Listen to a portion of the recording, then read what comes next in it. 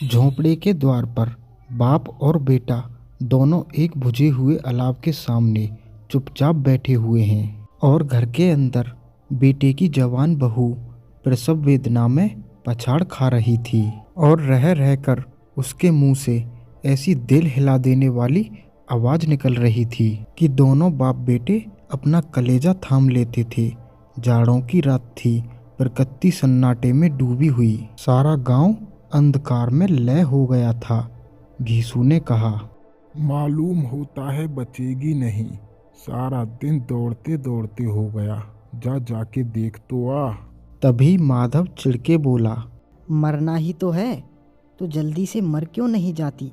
देखकर क्या करूं? तू बड़ा बेदर्द है।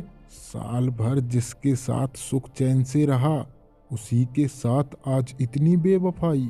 तो मुझसे तो उसका तड़पना और हाथ पैर पटकना देखा नहीं जाता। चमारों का कुनबा था, पूरे गांव में बदनाम। घीसू एक दिन मजदूरी करता तो 4 दिन घर पे बैठ के खाता और माधव काम करने के लिए तो बिल्कुल भी तैयार नहीं रहता। वो आधा घंटा काम करता तो 1 घंटे बैठकर चिलम पीता।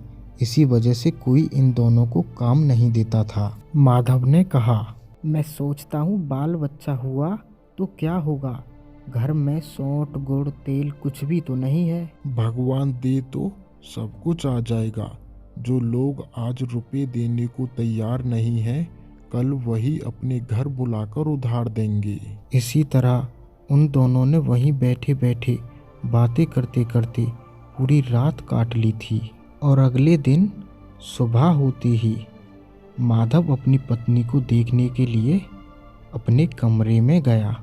वहां जाकर उसने देखा कि उसकी पत्नी मर चुकी थी। ये देखकर वो रोने लगा और बाहर जाकर अपने बाप को सब कुछ बताया। और फिर दोनों बाप बेटे वहीं बैठकर रोने का नाटक करने लगे। उनकी रोने की आवाज़ सुन के आसपास के लोग वहां जमा हो गए। सभी की तरह लोगों ने उन दोनों को समझाया, बेटा, जो भगवान को मंजूर था वो तो हो ही गया। अब रोने से कोई लाभ नहीं है। हाँ भाई, रोने से अब कोई फायदा नहीं है। अब वो करो जो हमें इस वक्त करना है। फिर दोनों लकड़ियां और कफन के बारे में सोचते हैं। बापू, अब क्या करें? घर में तो एक फूटी कौड़ी नहीं है, कफन कहाँ से आएगा? तू चिंता क्यों करता है?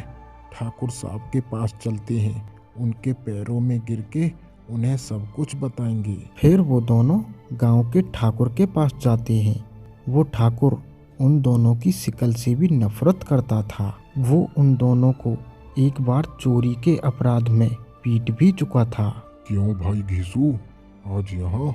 अब तो गांव में भी दिखाई नहीं देता। लगता है इस गांव में अब रहना नहीं चाहता तू। घीसू घुटनों पर बैठकर बोलता है, मालिक, दया करो मालिक। माधव की बीवी मर चुकी है।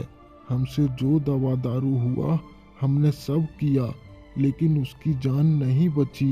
अब आपकी कृपा होगी तो उसकी मिट्टी उठेगी। ठाकुर बहुत दयालु था। उसने 1 रुपया निकाला और जमीन पे फेंक दिया। घीसू रुपया उठा के ले गया। चलो, पैसे तो मिल गए, अब बाजार चलते हैं कफन लेने के लिए। और वो दोनों एक बाजार में चले जाते हैं। बाजार में वो इधर उधर घूमते रहते हैं। चलो, बाजार भी आ गया, अब एक हल्का सा कफन देख लें। हाँ हाँ, वैसे भी बाद में उसे जलना ही तो है। कोई सस्ता सा कफन ढूंढ लेते हैं। हाँ हाँ बापू, वैसे भी कफन कोई जरूरी तो नहीं है। उसके बाद दोनों एक शराब की दुकान के सामने पहुंच जाते हैं और वहां से कुछ दारू की बोतलें और कुछ उबले हुए अंडे लेकर गांव के किनारे आकर बैठ जाते हैं। क्या फायदा होता कफन का? बाद में जल ही तो जाता, पैसे बेकार ही तो जाते। अब कम से कम कुछ खा पी तो रहे हैं हम। वैसे बापू, ये सब गलत है ना? हमारे घर में वो मरी पड़ी है और हम यहाँ बैठ के दारू पी रहे हैं। और वैसे भी रोने धोने से क्या फायदा? वो मर तो चुकी है, दोबारा जिंदी तो नहीं हो जाएगी। ये भी कितनी अजीब बात है। जीते जी जिसे एक चिथड़ा ना मिला हो, मरने पर उसके लिए नया कफन चाहिए। नहीं बापू, ये बहुत गलत बात है। उसने हमारे दुख दर्द में कितना साथ दिया।